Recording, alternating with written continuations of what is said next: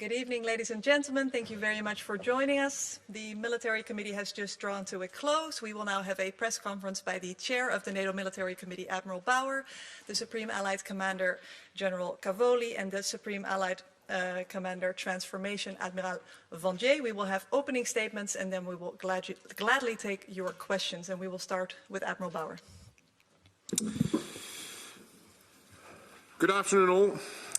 Ladies and gentlemen, during this meeting of the NATO Military Committee, the Allied Chiefs of Defence discussed NATO's readiness to deter and defend the Euro-Atlantic area and to safeguard the region's 1 billion inhabitants. We addressed NATO's ongoing missions and operations, the NATO defence planning process, and the implementation path for a multi-domain enabled alliance by 2030.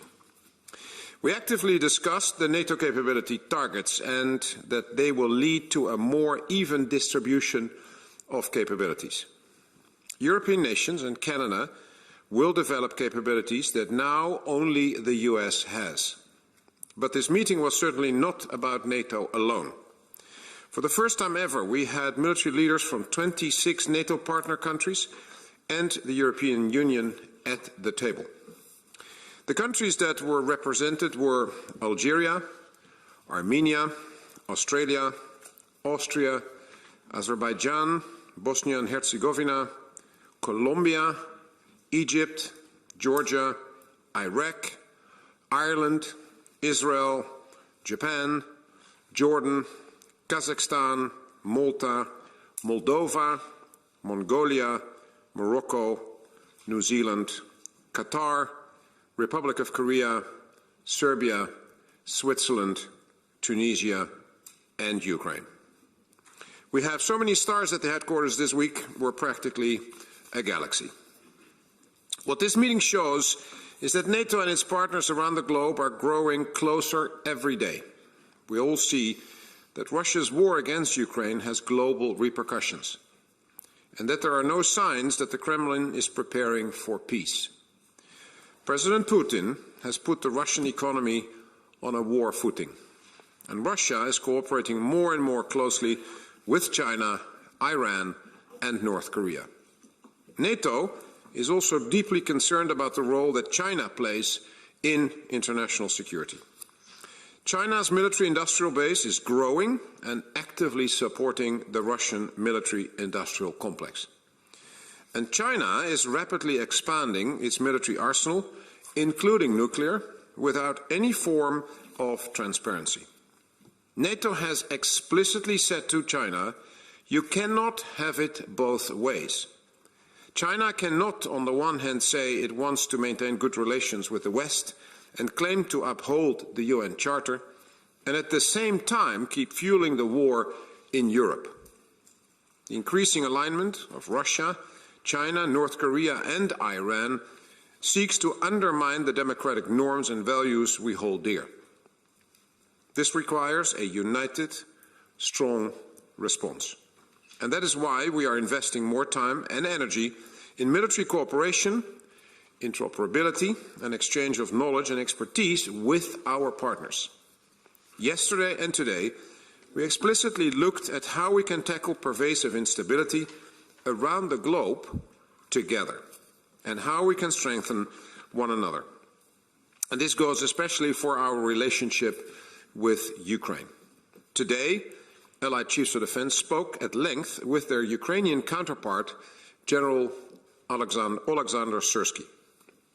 We have reaffirmed that NATO will do everything it can to help and invest in Ukraine for years to come, whilst protecting the international rules-based order, including through the security assistance and training for Ukraine and the Joint Analysis Training and Education Center. It is in the political and military interest of the alliance to support Ukraine not only now, but also in the future.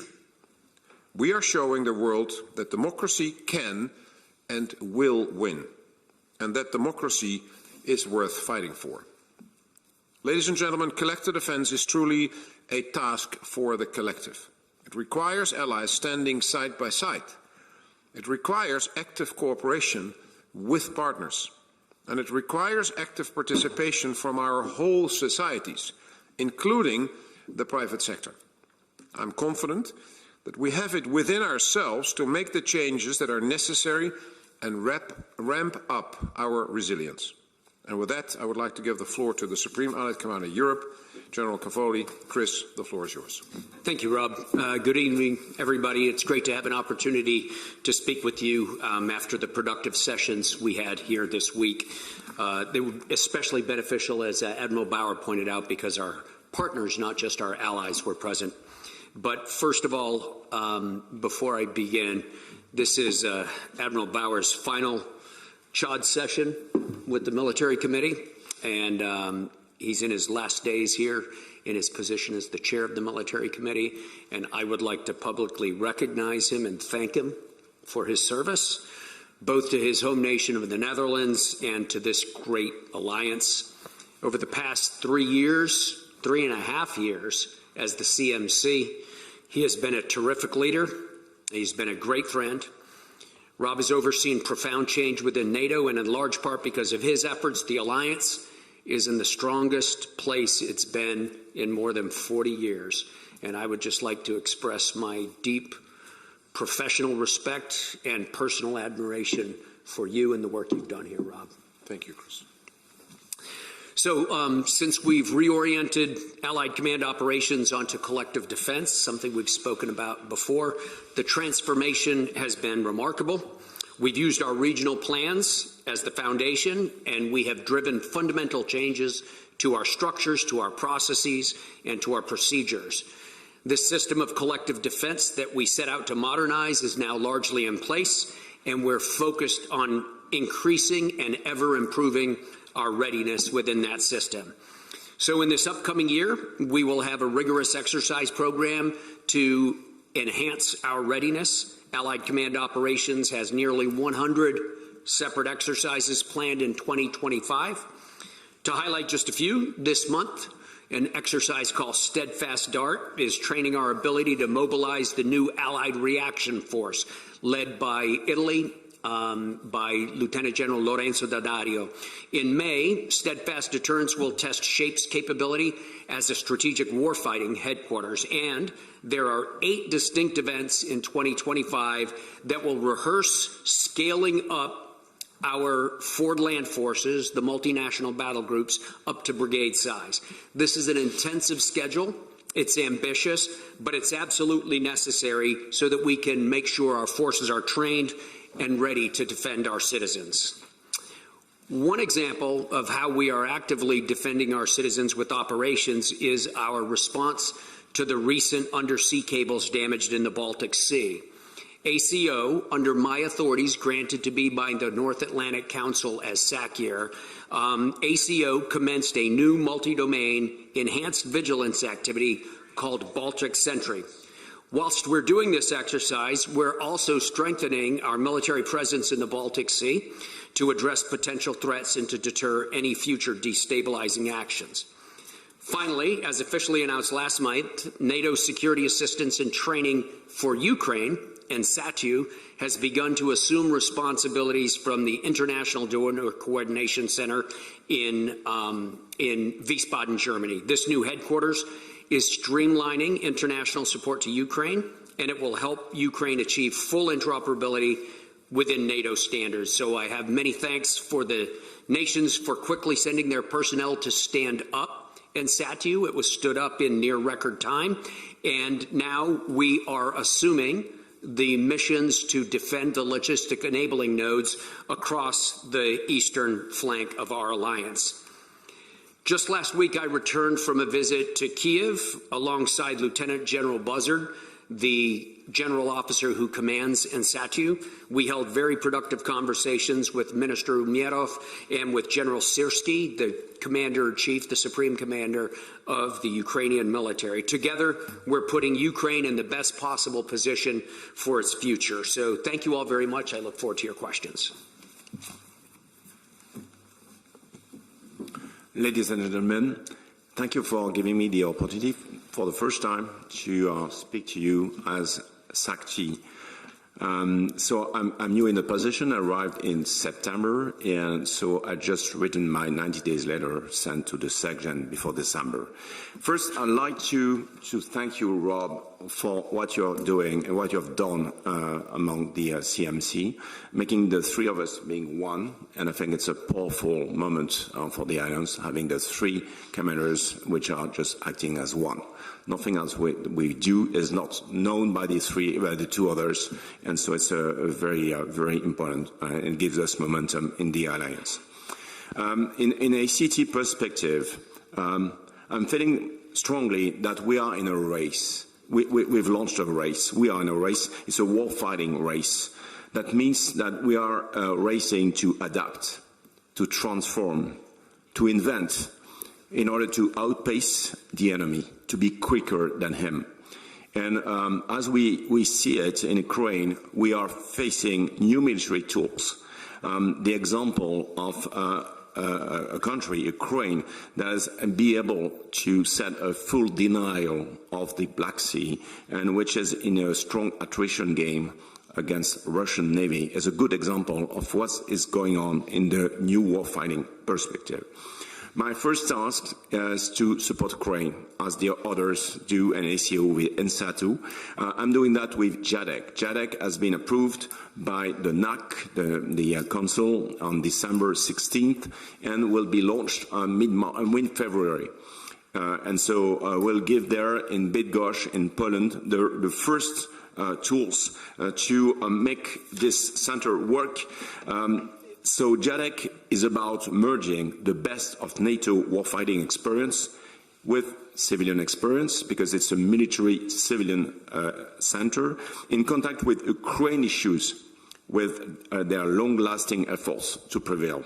So it's a long-term effort, and we will bring some programs, some of them will be secret, in order to develop skills, capabilities, in order to prevail. And that will bring to NATO enterprise a strong military experience from Ukraine. And so it will benefit to both. So as I said, new tech is coming in the field, meaning new space. And you've seen how Ukraine used new space for their operations, robotics, unmanned, AI, quantum, and the list is bigger. And so my job as ACT is to be sure that what we have prepared for tonight still fits for tomorrow, means in 1 year, in 4 years, in 10 years. And so that we will still have a military edge. We need to keep our military edge, that are to have the best stuff, to have the best tactics and concepts, to have the best training, and to have the best adaptation DNA. I think it's the most important thing. And so it's a speed adaptation game. To do that, I have two tools which are in my hand. The first one is the NDPP, so the NATO defense planning process. We are in the phase 3, and we are a moment where I've been given the task to translate securers plans to capabilities, and then to discuss capacities with the nations. And so the SecGen asked me to accelerate the process in order to be able to put the capability targets on approval before the next summit. And so things are going well. We have 50% of the results, and so that will be given to the minister to approved not later than May. The point is, with the NDPP and this cycle, it's giving strong visibility to industry. And so it's something that didn't happen since decades. So now all these 32 members and the European one will have a plan saying, I will fulfill these capability targets. And so then they can go to industry, say what they will do in the future. So NDPP is a sort of market accelerator. And so it's very good for industry. It's an important moment. The second point is innovation. And so with the SecGen team, ACT is to experiment new things that we will bring as quick as possible to warfighters. So I can give you some examples. We've been given the task to evaluate acoustic sensing, so it's complements to the radar. And we've tested this in a matter of 6 months in a NATO country, and we've proved that this kind of stuff can be connected to a NATO arc picture. The second range is that we will work on the operational USV experimentation for the Baltic in support of the Operation Baltic Sentry that has been decided this week. It's a totally new approach of capabilities with which we will try to do things different and to learn quicker. And so back to the innovation we are launching, it's not only about new magic guns or things which are about technology. It's a new way to do things. It's not specification-centric, but it's warfighter-centric. So it goes directly to the warfighters. It's not long-term. It's immediate and short-term delivery. It's not immediately perfect, but it's adaptable. It's incremental. It's not about small numbers. It's give the possibility to be scalable at mass, and it's software-centric. And so it's what we bring in the NATO enterprise. So we have all of us with the plans and the innovation and the will and the support of the 32 nations, the means to succeed. And the question is a question of speed. We need to act fast and smartly. And so in these turbulent times, ACT's job is to provide the warfighters with the quickest and the best warfighting tools. Time is a paramount. Thank you. Thank you very much. With that, we are ready to take your questions. And for the transcript, I kindly ask you to state your name and outlets. We will start in the center, in the back row. Askanus, yeah.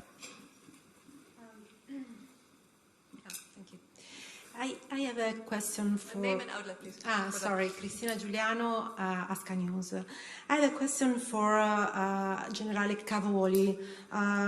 It's about first of all, the contribution of Italy for NATO effort. I would like your assessment. And then about Baltic Sentry.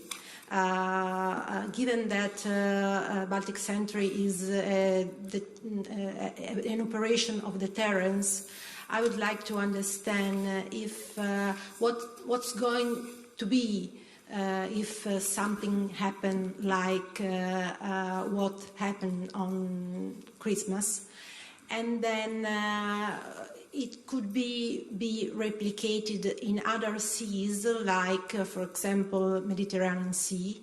Thank you. Sure. Thank you very much for the question. First of all, Italy's contributions are extremely important to the alliance, and in some cases they are one of a kind. First of all, Italy rapidly moved to the front to establish, as the framework nation, the battle group in Bulgaria. So Italy has established the framework for a brigade-sized battle group in Bulgaria, has had soldiers deployed to Bulgaria in cooperation with other NATO nations for almost 2 years now. Italy has already staged an exercise to raise that force up to brigade level, and we're very grateful for that, and I'm sure Bulgaria is also.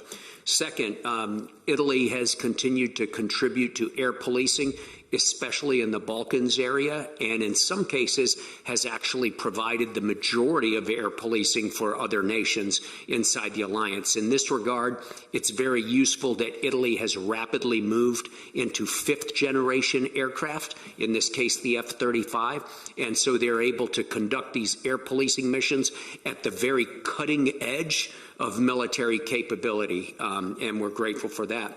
In the maritime domain, Italy, of course, given its geographical location and its historical activities in the Mediterranean Sea, Italy is a significant contributor to all of our maritime options and operations in the Mediterranean. It would be too numerous. The examples would be too numerous for me even to state.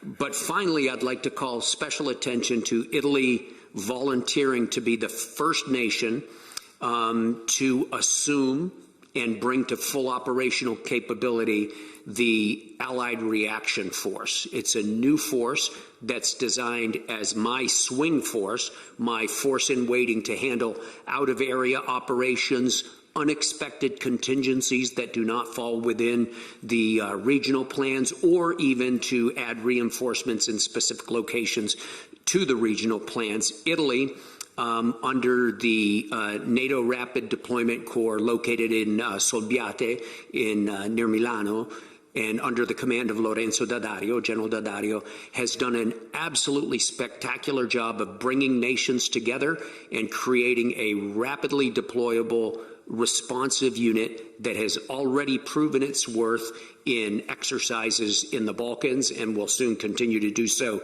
in other locations. So Italy's contributions, as with so many of our allies, are significant, even though they do not make the headlines every day. With regard to Baltic Sentry in many ways will illustrate the challenges of defending critical national infrastructure. As you know, there are complications of jurisdiction when we talk about national infrastructure. Some of it is national, some of it is commercial, some of it is in national waters, some of it is in international waters. So there's a complicated mix of authorities that belong to ministries of the interior, coast guards, police, international organizations, commercial organizations. And in each case, we work very carefully with the relevant authority to share information and to give an understanding of what is happening on the sea and in the sea. And that is the principal function that we're performing up there. I hope that was helpful. If I can add some comments on the Baltic Sentry. So it's the first time we'll give an add to the military, I would say, conventional answer by bringing some new stuff in the debate. And so it will be the USV initiative. So that exists. It has been tested and used by the US, especially in the Persian Gulf. And so the idea is to replicate what has been learned by one of our major partners, which is the US, in a NATO operation. And so ACT will bring some new vehicles at speed of light, so I expect in less than few weeks, bring that to Markham, and then begin to use this stuff, these ships, to give persistent 24/7 surveillance of critical areas. And then with the 8 countries of the Baltic, they will give us to NATO their own drones, and we will federate in a single network all the picture, all the video, the IAS picture or the radar picture, and then to spread it out to all stakeholders. So it will give quicker forensic and quicker hints for action for the multiple stakeholders, whether they are industry or Coast Guard or national police or whatever. And so it's the first time we bring this as an operational experiment in answer to an operational problem. Next question is on the right side here. I believe Le Monde? Yeah, if you can state your name. Thank you. Good evening. I'm Elise Vincent. I work for Le Monde, the French daily newspaper. I have 2 questions for all of 3 of you. You will decide who is supposed to answer or not. Excellent. Okay, perfect. So I've listened to you, and you keep repeating more or less that you, the Alliance, has to do more and quicker. But we can see now there is a rapprochement between Turkey and Russia on the Syrian theater, which may worry some specialists. And how do you consider the potential impact of this rapprochement? Can it disturb the movement of going faster and quicker for the Alliance? First question. And the second question is regarding the defense spending. Mr. Rutte keep repeating the last weeks that we need to spend more, or the countries of the Alliance has to spend more. And he was comparing the need to spend as we, sorry, my English is, I'm tired, but to spend as during the Cold War era. And do you think we really therefore enter a new era of Cold War? Thank you. Okay. Let me start with the second one. I think it's an old sticker, the Cold War, and it doesn't fit on what we do. Because what we have done in the last couple of years is to look at the present threat of Russia And as a result, our military plans have been written towards or against that threat, Russia and the terrorist groups. And the consequence of that work was that we now know what we need collectively to deter and defend against those threats, which is Russia and the terrorist groups.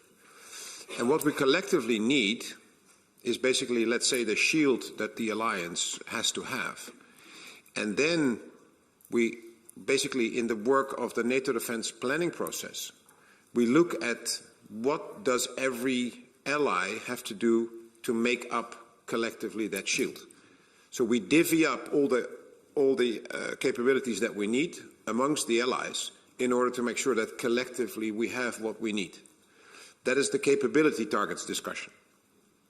And so we know as a result of that work that it is a lot and that it costs more than 2%. And so the Secretary General's call for spending more is connected to basically that we know what we need in the coming years and that we know that that will cost more than 2%. And it's not the Cold War. It's, as I say, that's an old sticker that we try to put on the new work that is based on Russia, not the Soviet Union, not the Warsaw Pact. It is Russia and the terrorist groups. So I think that is one. And if that number of spending is close to what we spent in the period of the Cold War, might be something else. But it's not the same. So I think that is important to say. Second, on Turkey and Russia, we haven't talked about that. It doesn't have any consequences of what Turkey agrees within the alliance on doing more to actually deter and defend against Russia, because all these decisions are taken with consensus, so with Turkey. So this is not hampering the work within the alliance. Whatever discussions a nation has with Russia, with China, whatever, this is the work that we do within the alliance. Agreed against the agreed threat, which is Russia. So Turkey is not having a different stance when it comes to what we need to do against the Russian threat. If I would add something on your Cold War perspective. So NDPP is the first time for quite a long time that the pledge of the nations is plans related. So it's the plans that dictate what we need, and not a sort of a pledge for a sort of an ambition. It's just to fulfill a plan. And so what will be decided in May is say, yes, the plan has been approved by the nations, and then now they need to approve the means to do the plans actionable. They are actionable, but they need to be on the future. The needs in the future, and so it was my first point, they will need to be adapted because things are changing, because it's war, it's technology, and so we will be able to change the targets with technology. In the NDPP process, the first time that we give the opportunity for the nations to adapt their targets with technology. So if, for example, they say we give less tanks, but we give a mix of tanks and drones, then we will calculate in our system with our simulators what kind of effect they can deliver, and then we'll say, yes, you can do that. And so it's a process which is not just pledging for tanks, ships, and aircraft. It's just a way to fill the plans and to say what the effects that are asked, and then we will fulfill this. And then, which is new, and so it's a reference to Cold War, we are in the era of dual use.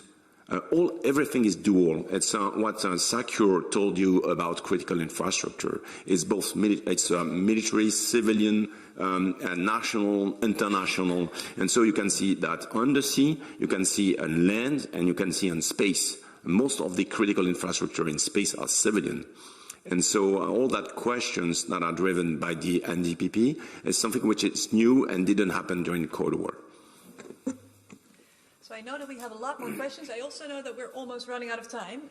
So let's try to squeeze as many in as we possibly can.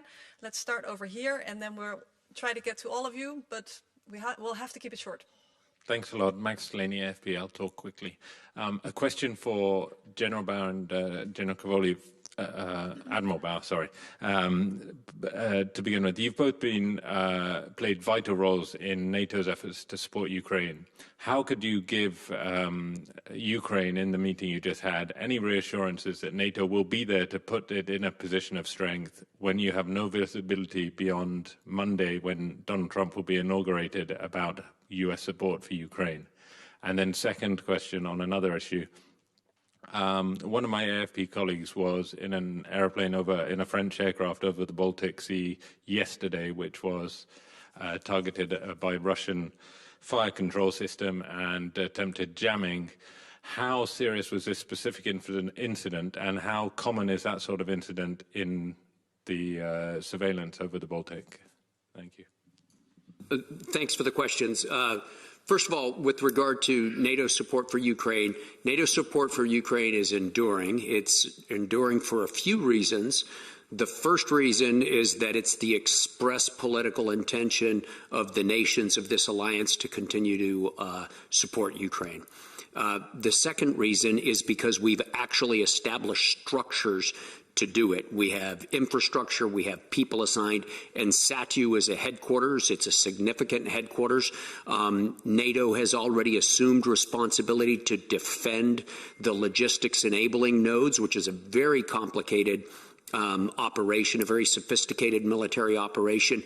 You will note that it was put into execution just the other day for the first time when some Russian drones were flying over Ukraine and were headed in the direction of Poland.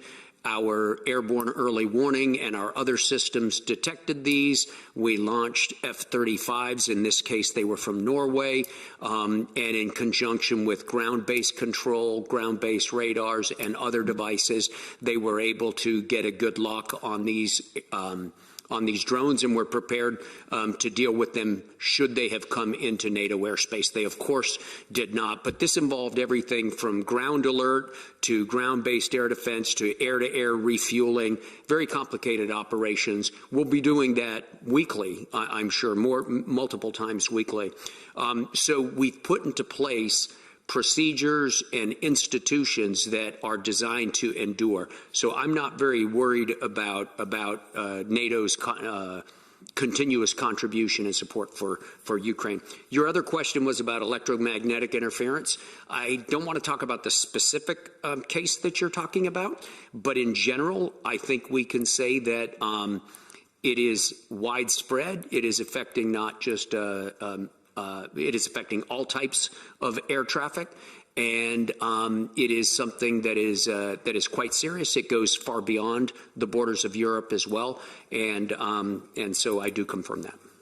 I think it's important to share with you that the meeting with General Syrski is a meeting between him and 32 allied chiefs of defense, and those chiefs of defense have visited Ukraine several times in the last couple of years.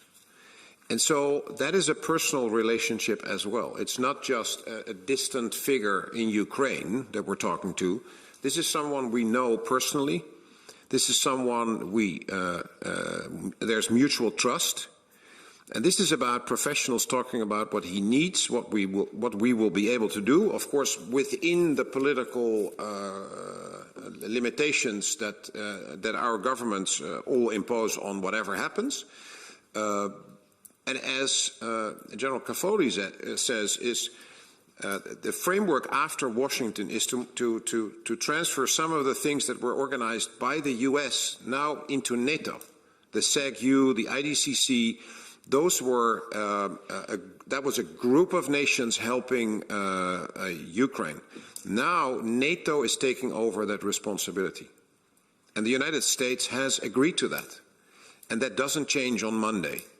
So I think the enduring contributions and the enduring mechanisms that are now in place is something that is reassuring for someone like General Syrski. Because for him, the war doesn't change because of what happens in the White House. The war is there on Monday as well. And so he needs continued help. And we all agree, as the Secretary General has said, that we need to ensure that Ukraine is put in the strongest possible position for the moment when there is going to be negotiations. And until that time, we will have to continue to support Ukraine with everything we have in order to make sure that they can continue their fight against Russia. It might be useful to point out also, Rob, that the nations of NATO took the decision to assume these responsibilities months ago. They took the decision formally at the Washington summit, and it was part of the summit communique. So that's a... Okay, we'll go to Reuters next, and then we'll go to that side of the room, which I have neglected. I'm sorry. Thank you, Andrew Gray from Reuters. Following up and staying with Ukraine, what's your current assessment of the state of the war, and what can NATO allies do right now or in the weeks and months to come to put Ukraine in that position of strength that you're talking about? What do they need most? What can allies provide?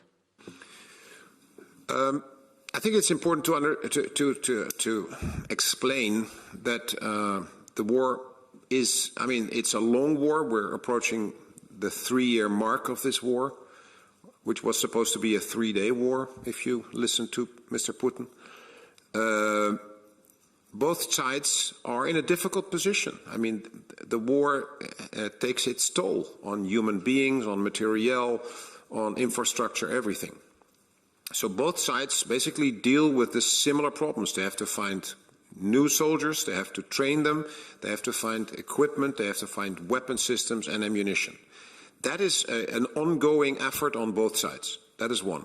Secondly, despite the fact that the Russians have the initiative and are trying to, are attacking the Ukrainians on a daily basis on different points along the front, they are making very slow progress, and it costs them heavily.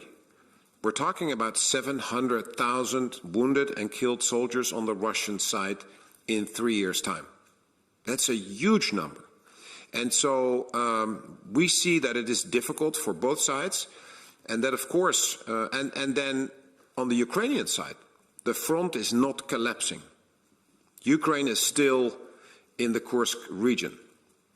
And so there is, and the Russians basically have not achieved any of their strategic objectives.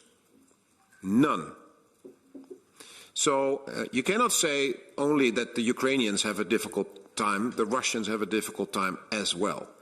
And so what Ukraine needs is basically the things they are asking for a longer time, and that is air defense, that is artillery, that is, of course, a replacement for the weapons and the weapon systems that are destroyed in a war. It is armored vehicles, it is tanks, it is all the things that are used are being destroyed. And of course, for the new units that they are working on and trying to form based on the recruits that they are training with our help, they need to equip those forces as well. So it is a constant, it's not like a new list of things he's asking for. It is a continuous list, which is the result of a war because of the ammunition used, the lives lost, because of the material that is destroyed. But the Russians have exactly the same problems. And we see that the numbers are bigger on the Russian side, but the quality goes down there. And the Ukrainians, with smaller numbers, are still focusing on quality with our training, our weapon systems, our ammunition. And Satyu is in daily communication with our Ukrainian colleagues and has a very detailed understanding of what they require at any given time. There are Ukrainian officers inside Satyu who help us with that understanding as well. So it's a very close relationship. Obviously, the details of what they need, we should probably not discuss, but I'm very confident we understand what they need and that allies have the opportunity to provide. Okay, we will go to the left over there, middle row. Thank you. Bin Na Chung from Yonhap News Agency, South Korea. I have a question for Admiral Bauer. So regarding the North Korean troops, we have seen reports that the Ukrainian army have captured some of the soldiers alive. What is your latest assessment? Are they like, I mean, are they just like being used as a human shield, or are they actually having some impact in the battlefield? And I have another question, if I may. You have been mentioning China not only today, but also yesterday in your opening remarks. So I know that all of the representatives from IP4 countries have been attending this meeting. In what particular aspects or field that are you looking into to have some cooperation in military terms regarding this backdrop? Thank you. Okay, on the DPRK, I mean, it is still amazing that one of the most isolated countries in the world, North Korea, is now suddenly a player.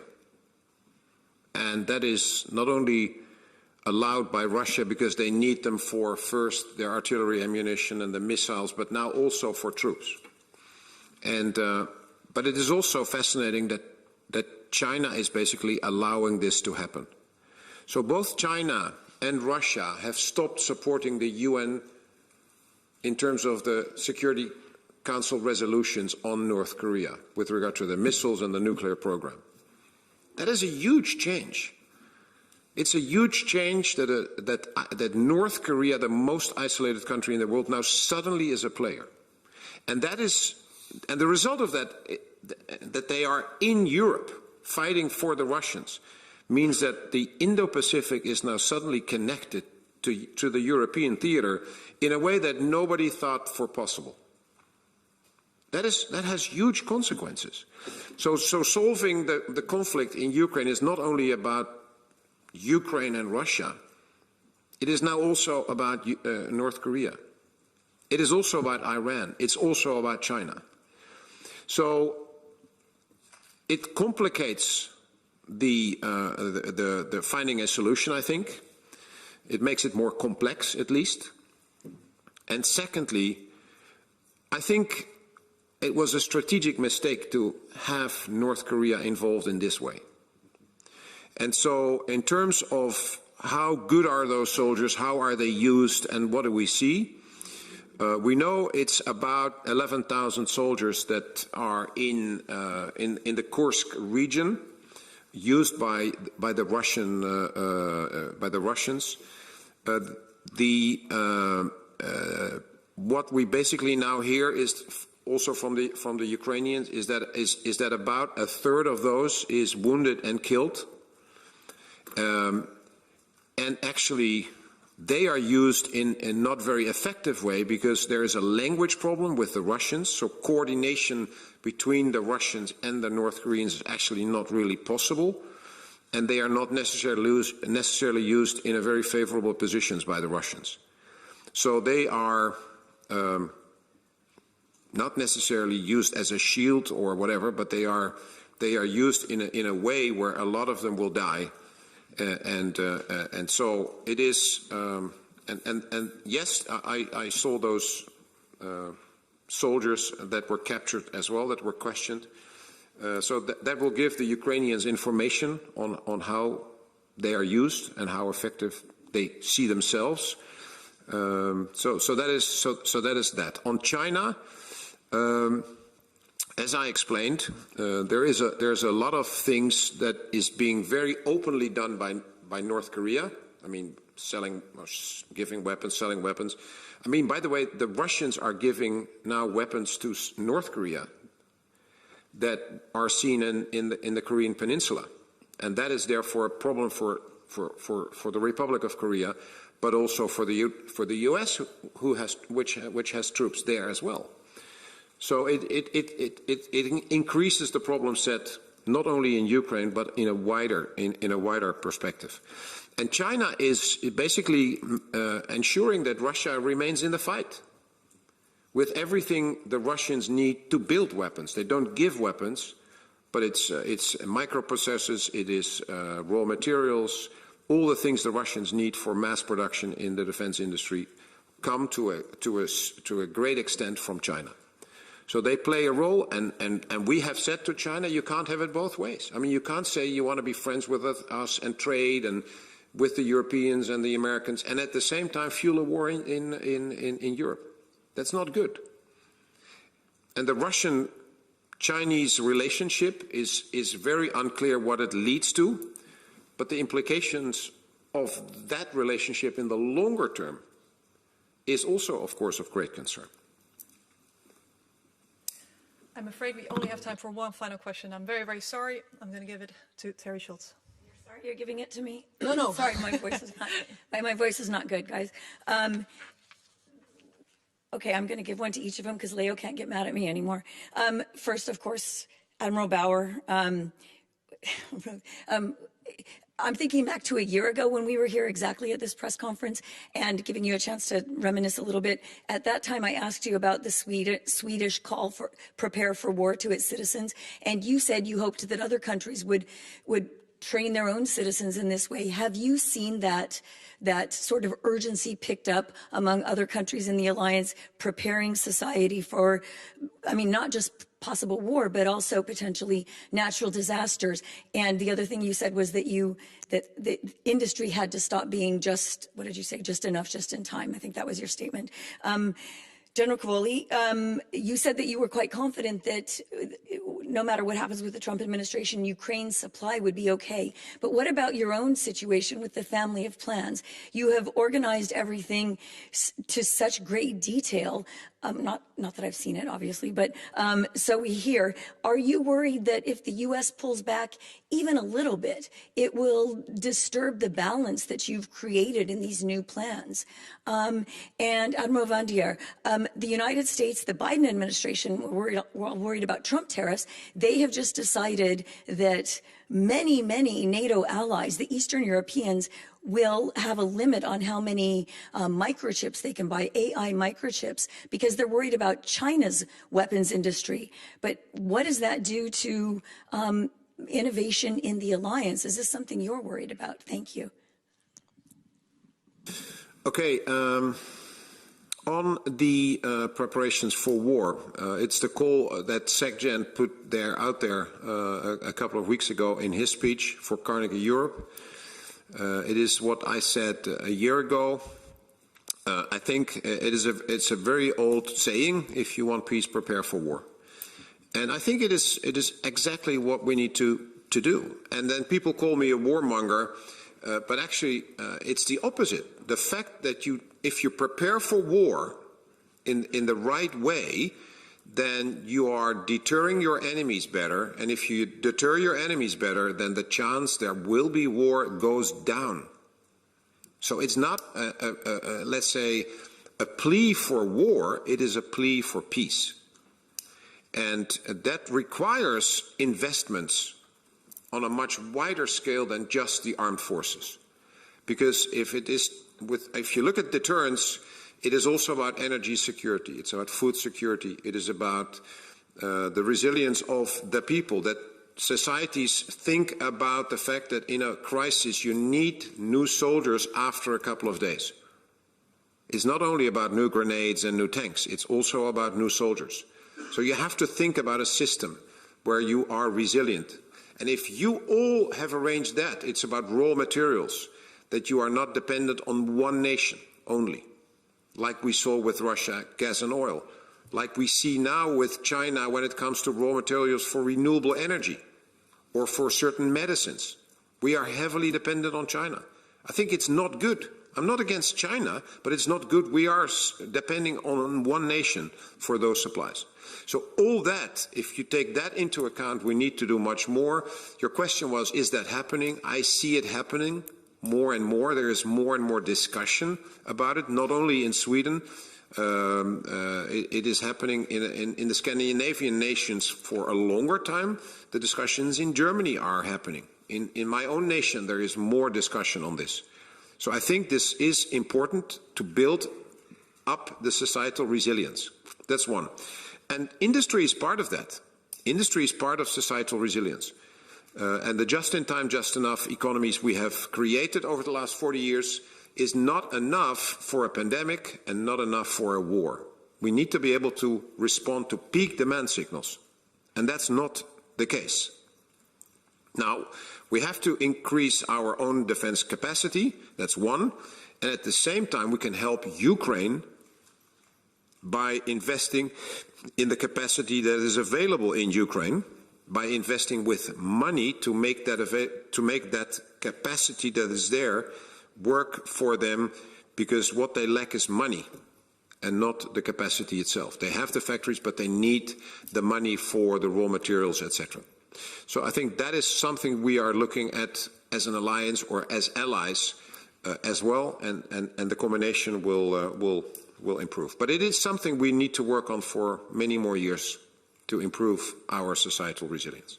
And you wanted to say you'll miss us, right? Say again? You wanted to say you'll miss us? I will miss you all. I will miss you all.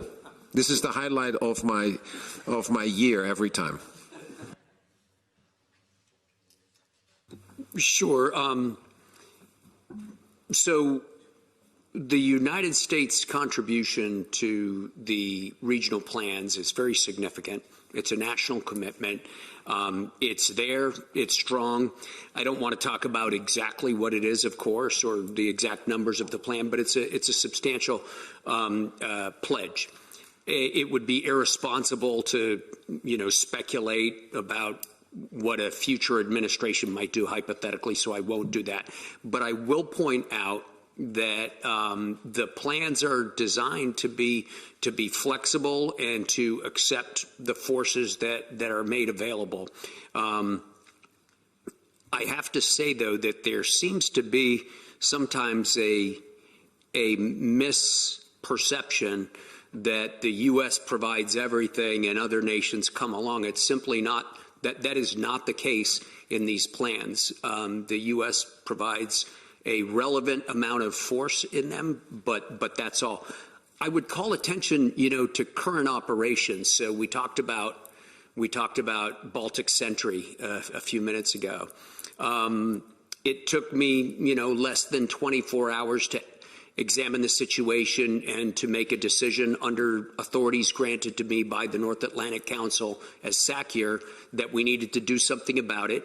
It took 3 days or so to plan it out and to get the first contributions, and then it took a day or so to sail the assets into place. In less than a week, we were up and operating in the Baltics. There's not a single U.S. contribution to that. I think I'm the only U.S. contribution to it, in fact. So this is an alliance that is not a one-trick pony. This is an alliance that is capable of doing things and is rapidly gaining the ability to do more and more. In the future, it will continue to defend on the defense spending we talked about earlier and on the industrial production that Admiral Bauer just talked about. Thanks. Yes, on AI, it's a very big question because we know that will modify the way we fight. And so the concerns of the U.S. administration about this are clearly the good ones because it's about military edge. So we can say that AI is in the 4 stages of the action loop. Perhaps you know that the OODA loop, which is observe, orient, decide and act. And so it's the constant loop we're turning all the day. Observe is about using AI with mass data processing, and especially in Intel.